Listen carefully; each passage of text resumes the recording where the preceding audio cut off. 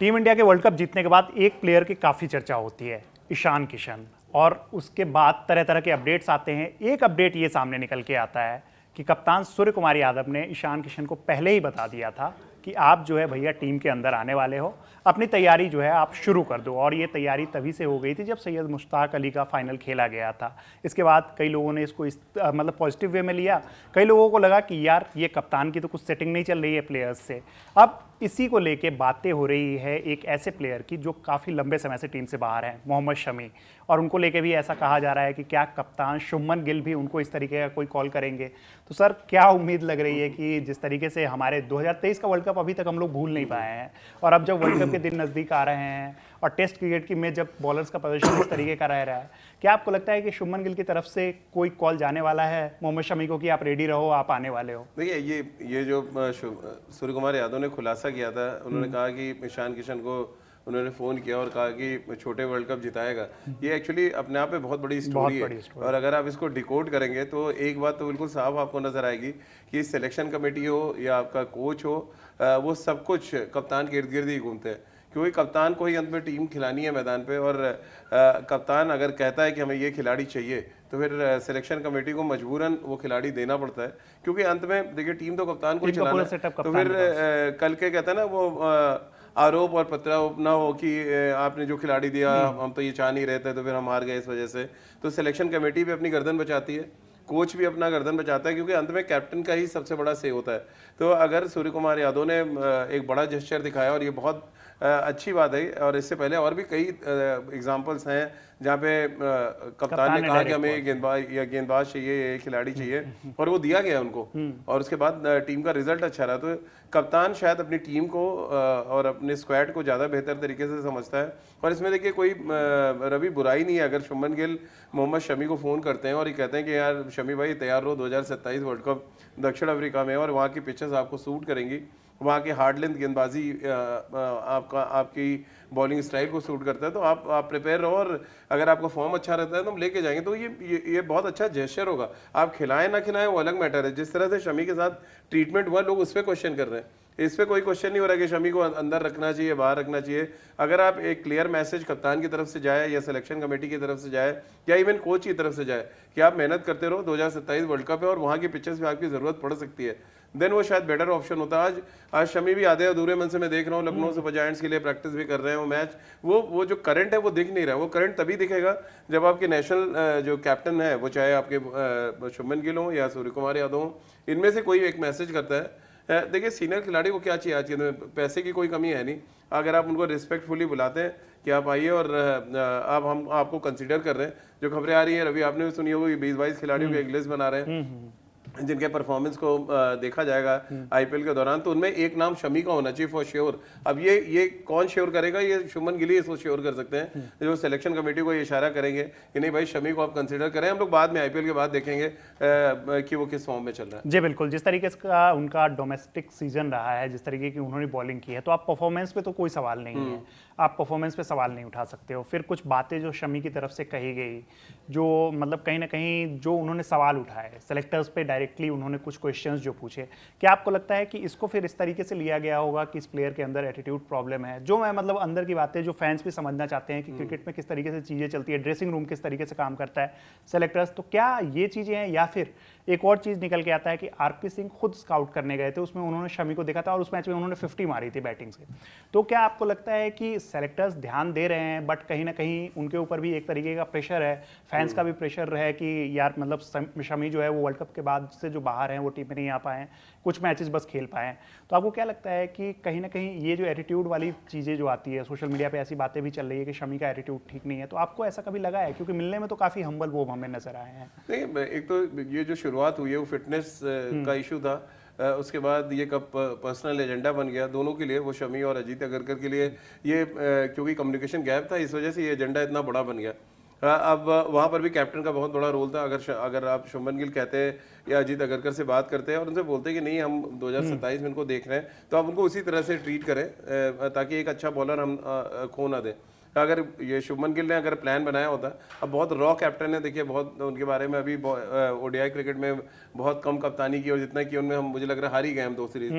तो बहुत ज़्यादा हम उनके कहते हैं कप्तानी को वो नहीं कर सकते, उनके निष्कर्ष नहीं निकाल सकते कोई, लेकिन जिस तरह से शुभमन गिल को मुझे लग रहा है कठपुतली नहीं बनना चाहिए एज अ कैप्टन, आके उनको अपनी जो सोच है, जो वो 15-18 खिलाड़ी वो सोच रहे हैं कि हमारे 2027 वर्ल्ड कप के हिस्सा हो सकते हैं, उनसे उनको अभी से बात करना शुरू करना चाहिए। ऐसा नहीं बीच आईपीएल में आप लोगों से बात करना शुरू करें और फिर 2027 से पहले, तो मुझे लग रहा है 2026 में ही आईपीएल के बाद जो अफगानिस्तान की टीम आने वाली है वो आपको थोड़ी थोड़ी पिक्चर दिखाना शुरू करेगी जब ओडीआई सीरीज के लिए टीम आएगी। तो उसमें इक्का दुक्का, देखिए रवि, अगर आप 2023 की टीम उठा लें और 2027 की 4 साल का गैप होगा, लेकिन आप देखेंगे 10 से 11 खिलाड़ी वही हैं जो 2023 में खेले थे। तो वो खाली एक कैप्टन बदला है, आप शुभमन गिल आ गए हैं रोहित की जगह, एक आध पेस बॉलर में भी जैसे शमी की जगह खाली हुई है, ऑलराउंडर्स आपके वही रहने वाले हैं, स्पिनर आपके कुलदीप यादव एकमात्र रहेंगे। तो ये कहते हैं एकजुट करने का काम, देखो अभी T20 टीम इसलिए जीती रवि, आपसे भी हम लोग लगातार बात करें, सबसे सेटल टीम थी, सबसे सेटल स्क्वाड था, जिनको पता था कि हमारा ये काम है, और ये टीम पिछले 1-1.5 साल से यही टीम खेल रही थी। अब आपको क्या करना है, अफगानिस्तान से लेके और टिल जो वर्ल्ड कप स्टार्ट हो रहा है, वर्ल्ड कप तक आपको ये तय कर लेना है कि हमें ये 20-22 है, इन्हीं में से हम रिवॉल्व करेंगे और इनको हम बता देंगे कि भैया आप हमारी स्कीम ऑफ थिंग्स में हैं, जगह आगे हम डिसाइड करेंगे, वो 15 जो फाइनल है वो जो वर्ल्ड कप आएगा, लेकिन उससे पहले जो सारी सीरीज है उसमें हम देखेंगे आप कैसा करें। पेस बॉलिंग ऑप्शंस की सर बात कर लेते हैं। अब जब इतनी बातें हो रही है शमी को लेके, पेस बॉलिंग ऑप्शंस में आप देखो, एक नाम जो मतलब 100% फाइनल है वो जसप्रीत बुमराह का, बट बुमराह के साथ इंजरी वाली जो इश्यूज हैं, जो एक कंसर्न है, वो हमेशा रहता है और जब तक वो खेलते रहेंगे वो रहेगा। इसके अलावा आप जब पेस बॉलिंग ऑप्शंस को देखोगे तो मुझे कोई फिक्स नाम नहीं नजर आ रहा है ओडीआई टीम में। मतलब मैं पर्सनली, आप सिराज का नाम ले सकते हो, अर्शदीप का नाम ले सकते हो, हर्षित राणा का इनफैक्ट नाम ले सकते हो, लेकिन कोई भी ऐसा नहीं है कि जो सेकंड चॉइस आपको बॉलर कहा जाए तो आप उनका नाम सबसे पहले लोगे। उसमें एक आर्ग्यूमेंट हो सकता है।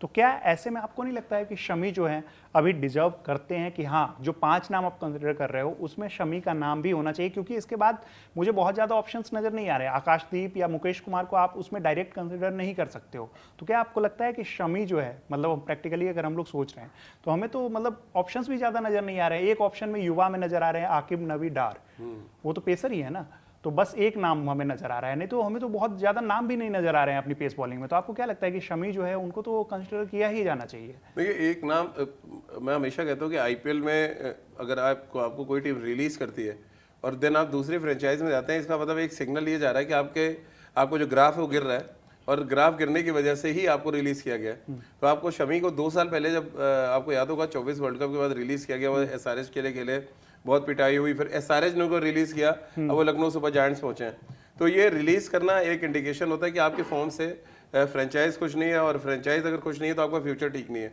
तो ये जो सिग्नल था, और कहीं ना कहीं देखिए जो एडवांटेज है जसप्रीत बुमराह के बाद, सेकंड पेस बॉलर का एडवांटेज है वो सिराज को मैं दूंगा, क्योंकि गुजरात टाइटंस खेल रहे हैं और वहाँ पे शुभमन गिल है। तो वो एक पेस बॉलर को उनका जो माइंड सेट है किस स्किल के साथ वो गेंदबाजी कर रहे हैं, वो सबसे बेहतर तरीके से उनको देख पाएंगे। फिर अर्शदीप का नंबर आता है और अर्शदीप मुझे लग रहा है कि आइडियल चॉइस होंगे तीसरे सीवर के तौर पे। चौथे में मैं अभी भी देखिए मैं शमी को कंसीडर करूंगा। शमी के साथ में हर्षित राणा अगर फिट हो गए तो शायद मैं शमी से पहले ले आऊंगा, क्योंकि नंबर 8 पे या 9 पे आपको एक ऐसा बॉलर चाहिए जो बैट से भी कर दे कंट्रीब्यूट, और खासतौर से जब ऐसी जगह वर्ल्ड कप खेलने जाओ जो बॉलिंग फ्रेंडली पिचेस होती हैं। अब किसी भी ग्राउंड पे जाएं, आप 3 सीमर और एक सीमिंग ऑलराउंडर के साथ जाना पड़ेगा आपको। ये कंपल्शन है, आप कुछ कर नहीं सकते। जैसे इंडिया में है कि आप स्पिन ऑलराउंडर खिला रहे थे, वहाँ सीमिंग ऑलराउंडर चाहिए। तो ये अब शमी क्योंकि बैट से भी ठीक ठाक खेलते हैं। अब हर्षित राणा, शमी, ये 2 ऐसी जगह है जहाँ पे मुझे लग रहा है बहुत नेक टू नेक फाइट होगी। अब ये डिपेंड, फिर वही बात जैसे मैंने पहले कहा था कि कप्तान क्या सोच रहे हैं। कप्तान की गर्दन पकड़ रखी है आपके कोच ने, वो कहेगा नहीं भैया हमें हर्षित राणा चाहिए, और चुपचाप हर्षित राणा को टीम में ले आइए। तो अब वो कितना फ्रीली, क्या वो जिस तरह से जितेश शर्मा को बाहर करके ईशान को लाया गया, क्या ऐसी कोई बोल्ड स्टेप उठा पाते हैं शुभमन गिल? इसके लिए तो हमें थोड़ा वेट करना पड़ेगा। बट वो खुद इतनी चोट खाए हुए हैं, उनको खुद T20 में बाहर किया गया, तो उनको पता है कि कैप्टन की पसंद कितनी स्ट्रांग होती है, और वो बहुत अच्छी तरह जानते हैं कि उनके साथ क्या हुआ। क्योंकि अगर सूर्या चाहते तो वो टीम में होते 15 में, जो नहीं हो पाए। तो एग्जैक्टली वही चीज़ है कि अब शुभमन गिल क्या चाहते हैं इस पे बहुत कुछ डिपेंड करेगा। मुझे तो चीफ सेलेक्टर भी याद आ रहे हैं अजीत अगरकर की, वो जब आखिरी नहीं दौर देखिए में आए उनका थे अगर अपने टेनवर career बढ़ा के। ना रवि, एक बात तो श्योर है कि फिर आप शमी को लिस्ट से हटा ही दीजिएगा, तो फिर क्योंकि वो ऐसा क्यों हो पर्सनल रहा है? एजेंडा काम करेगा नहीं, फिर वो नहीं आ पाएंगे, वो चाहे शुभमन गिल भी चाहे, क्योंकि देखिए बात इतनी बढ़ गई ना, मैंने कहा वो पर्सनल एजेंडा पे चला गया, तो पर्सनल लड़ाई हो गई थी। तो अगर इनका कार्यकाल बढ़ा तो एक बात तो तय मानिए कि शमी के लिए बहुत मुश्किलात आ जाएंगी, या आप ना के बराबर समझिए कि वो दोबारा इंडियन टीम में आपको खेलते मैं ह्यूमन एंगल की बात कर रहा हूँ कि जब अजीत अगरकर का करियर मुझे याद है कि आखिरी के कुछ 3-4 साल जो ऐसे रहे थे, वो टीम से इन एंड आउट होते रहे थे, उसके बाद उन्होंने रिटायरमेंट का ऐलान किया था। तो क्या वैसी चीज़ें जब वो खुद अपने करियर में फेस कर चुके हैं, तो क्या आपको लगता नहीं है कि एक इन सब चीज़ों को भुला के और जब वर्ल्ड कप जिताने की बात आती है उनको लगेगा कि शमी जो है। और इसी में एक और क्वेश्चन ऐड करना चाहूँगा कि जो ये आईपीएल है वो शमी के लिए कितना क्रूशियल होने वाला है और उनकी टीम में वापसी के लिए कितना क्रूशियल होने वाला देखिए है? बहुत क्रूशियल मुझे लग रहा है उनके लिए उनकी लाइफ में सबसे इम्पोर्टेंट सीजन है ये, क्योंकि देखिए आईपीएल में दुनिया भर की निगाहें टिकी होती है, और वो अगर यहाँ ठीक ठाक गेंदबाजी करते हैं और जो पर्पल कैप की रेस जो होती है ना उसमें टॉप 3 में भी रहते हैं वो, तो वो निश्चित रूप से अपना एक बड़ा दावा रख देंगे, क्योंकि ऑलरेडी डोमेस्टिक क्रिकेट में अच्छा करके आ रहे हैं। फिर आईपीएल में अगर अपना फॉर्म कंटिन्यू करते हैं, जो थोड़ा सा मुश्किल लग रहा था, क्योंकि मैं रेड बॉल में उनकी बॉलिंग देख रहा था रवि, जब उनके हाईलाइट्स देखे मैंने रणजी ट्रॉफी के, और अभी जो प्रैक्टिस मैच में एक आध झलक देखी, थोड़ा सा रस्टी लग रहा है। मे भी हो सकता है कि थोड़ा रिदम आ जाए, फिर हाँ रिदम वापस आ जाए, और हम सब दुआ कर रहे हैं कि एक अच्छा गेंदबाज जो साउथ अफ्रीका में बहुत फ्रूटफुल हो सकता है उनको कंसीडर किया जाए।